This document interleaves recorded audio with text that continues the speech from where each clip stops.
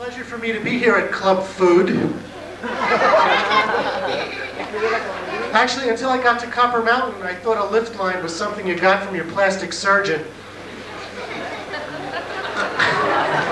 I know you get it on the way home, right?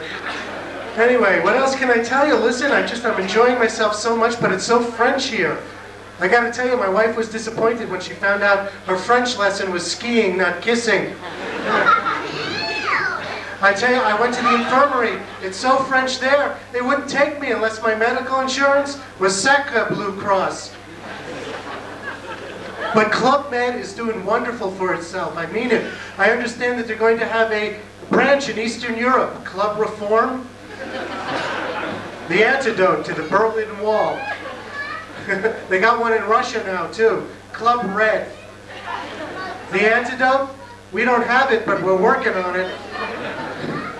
Let me tell you a little bit about myself. I grew up in a middle-class, Jewish, clean suburban neighborhood. You could tell because all the trees, grass, and shrubbery had clear vinyl slipcovers on them. My mom was a typical Jewish mother. She cooked for me, she cooked for you, she cooked for you kids. Come to my house, she'd feed you. She had a sign in her kitchen that said, "In case of emergency, break glass." Well, under the glass was a complete dinner for 4.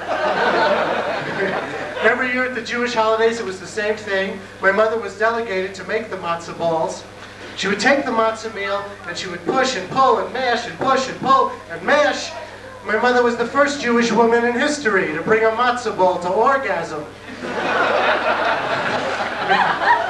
And I remember when I was a kid, and my parents were in a heated argument, I'd walk into the room, and suddenly they're spelling out the dirty words like I don't know what's going on.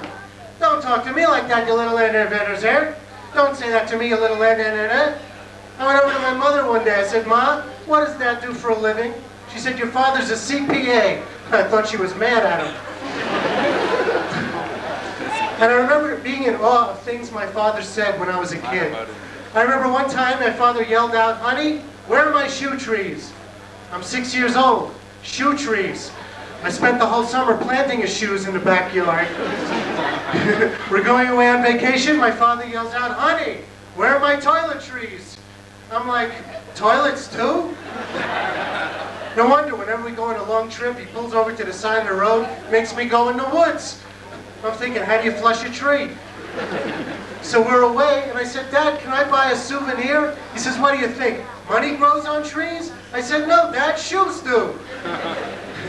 And I remember also, when I was growing up, my father laid a Depression-era guilt trip on me. You remember this speech. We had nothing. We did nothing. We couldn't afford a thing. We couldn't afford clothes. Everything cost a nickel. Well, I'm married. I have kids. So I'm thinking when I'm that age, what values can I give them? What am I going to say? We didn't have videos. We had reruns. We didn't know any better. A CD had nothing to do with music. It was a cash deposit. We didn't have Nintendo. We had Pong. 2 lines in a square. Pong. We couldn't afford graphics. But it's great. My parents are retired now. They live in an adult community in Fort Lauderdale, Florida. Well, for those of you who have never seen an adult community in Fort Lauderdale, Florida, sort of like Lifestyles of the Dead and Dying. For fun, they do one-upsmanship with prescription drugs. I got 100 milligrams at the big deal, smarty pants. I got 500 milligrams and a cemetery plot.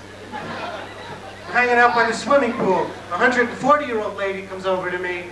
She's wearing a bikini. She's got this dark tan, but her skin had so many nooks and crannies, she looked like a burnt English muffin. Mista, maybe you fool around? At first I thought she was cute. Then she dropped her teeth down my shorts. I've got 2 wonderful kids. I gotta tell you about them. I got a son who's 4. He hasn't slept since birth. He's got so much energy, he farts mushroom clouds. All night long, it's "Daddy, water, Daddy, water." Out of frustration, I strapped the giant hamster water bottle over his bed. This worked out great. I threw in some cedar chips. He makes a nest. In the morning, he hoards his Captain Crunch. Then there's my daughter. The other night she comes over to me, she's 7 years old, she says, Daddy, Mommy got me a new nightgown. Can I model it for you? I said, of course, sweetheart. She comes out with one of these Minnie Mouse jobs with the ribbons and the whole bit. And she said, Daddy, what do you think of me? I said, I think you look sexy. So she starts to cry. I said, what did I say? She goes, who wants to look sexy before you go to bed? Anyway, listen, before I go, for all you 30-something people in the audience, I got a song for you. I woke up this morning, my head in a graze. I just found out I'm out of holidays. I've got the yuppie blues. Went out to the street, what did I see? My favorite restaurant was out of sushi. I've got the yuppie blues, get down. I'm